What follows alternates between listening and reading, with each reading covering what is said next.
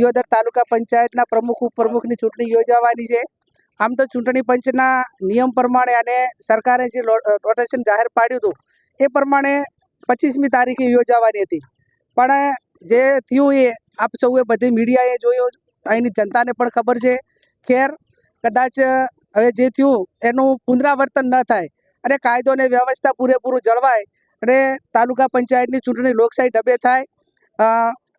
જે અધિકારીને ચૂંટણી પંચે અને ઉપરના અધિકારીએ ચૂંટણી અધિકારી તરીકે મૂક્યા છે એ હતાઈના ચૂંટણી અધિકારી છે, પણ અપેક્ષા રાખીએ કે જે એમણે 25 તારીખે ભૂલ કરી અને ભૂલ નહીં પણ સરકારના દબાવમાં આવીને ચૂંટણી મુલતવી રાખીને એક લોકશાહીની હત્યા કરવાનું અને જે ચૂંટણી પંચના નિયમો છે, ભારતનો બંધારણનો ક્યાંક ને ક્યાંક ખંડન, એને બંધારણને આંચ આવે એવું એમને જે વર્તન કર્યું એનું પુનરાવર્તન ન થાય એવી અપેક્ષા રાખીએ અને કાયદો અને વ્યવસ્થા બરોબરનું જળવાય। આમ તો કોઈ જગ્યાએ 144 ધારા નથી લાગતી, પણ આજે દિયોદરની અંદર જ વહીવટી તંત્ર અને પોલીસ તંત્રએ 144 ધારા કલેક્ટરશ્રીએ જાહેરનામું પાડીને લાગુ કરી છે।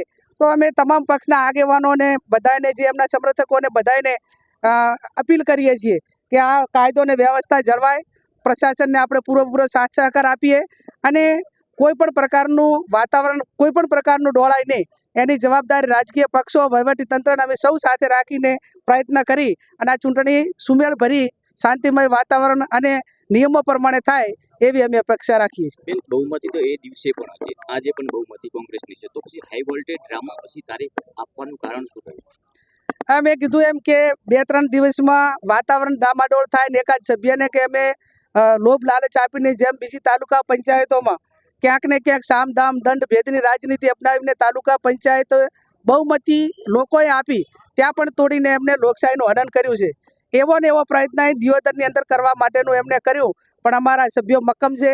પાર્ટીએ અને લોકોએ જે એમના ઉપર ભરોસો મૂક્યો એને પૂરેપૂરા પરિપૂર્ણ ઉતરવાના છે અને તાલુકા પંચાયત કોંગ્રેસની બનશે અને અહીંના લોકોનું જે કામ કરવાનું થાય એ તમામ અમારા સભ્યો સાથે મળીને કરશે। આજે પણ કદાચ એવી સ્થિતિ સર્જાય તો કોંગ્રેસ તરફથી કેવા પ્રકારના પગલાં? શા માટે એવી અપેક્ષા રાખીએ કે આવું થાય?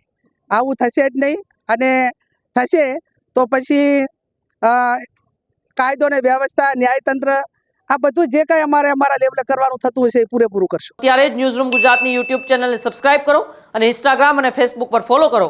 અપડેટ રહો, સત્યની સાથે રહો।